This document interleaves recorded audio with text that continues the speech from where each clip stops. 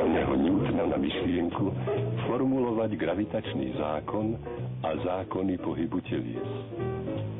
Druhý Newtonov pohybový zákon sa zaoberá tým, ako závisí zrýchlenie telesa od pôsobiacej sily a voláme ho zákonom sily. Sila vzniká najčastejšie pri bezprostrednom dotyku telies. Jej účinok sa prejavuje staticky alebo dynamicky. Statickým účinkom sily menia telesá svoj objem a tvar. Dynamicky meriame silu podľa jej pohybových účinkov na teleso. Väčšia sila udeľuje telesu väčšie zrýchlenie. Rušeň s väčšou ťažnou silou uvedie vlak skôr do plnej rýchlosti. Ako sa prejaví zrýchlenie vtedy, keď bude pôsobiť rovnaká ťažná sila na rozdielne ťažké vlaky? Naložený vlak sa rozbieha pomalšie, lebo hmotnejšiemu telesu udeľuje rovnaká sila menšie zrýchlenie. Zrýchlením nazývame zmenu rýchlosti za sekundu. Kým je ťažná sila motora auta väčšia než trenie a odpor vzduchu, je zrýchlenie kladné. Keď rúčka tachometra stojí, je výsledná sila nulová, lebo vtedy sa sila motora rovná práve sile trenia a odporu vzduchu.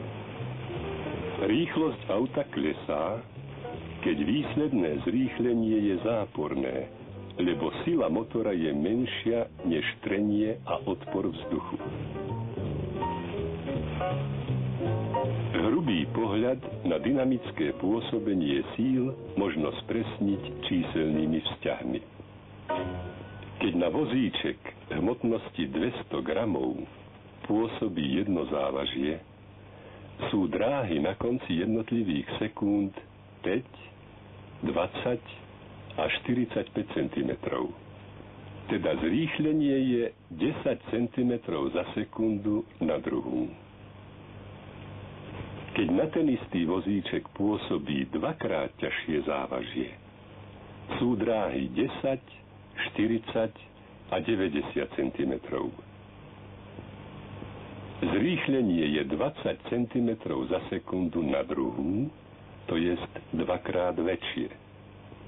Pri stálej hmotnosti pohybujúceho sa telesa je zrýchlenie toľkokrát väčšie, koľkokrát je väčšia pôsobiaca sila. Zrýchlenie telesa je teda priamo úmerné sile, ktorá na teleso pôsobí. Keď sme použili dve závažia pri hmotnosti vozíčka 200 gramov, boli dráhy 10, 40 a 90 cm. Zrýchlenie 20 cm za sekundu na druhú.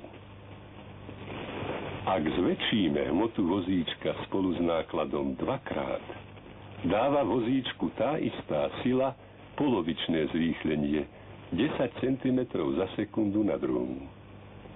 Keby sme hmotu zväčšili trikrát, bolo by zrýchlenie trikrát menšie. Zrýchlenie telesa je teda nepriamo úmerné hmotnosti telesa. Ak tento poznatok spojíme s predchádzajúcim, môžeme vysloviť druhý Newtonov zákon. Zrýchlenie telesa je priamo úmerné sile a nepriamo úmerné hmote telesa. V konečnom tvare jeho matematické vyjadrenie bude F rovná sa M krát A.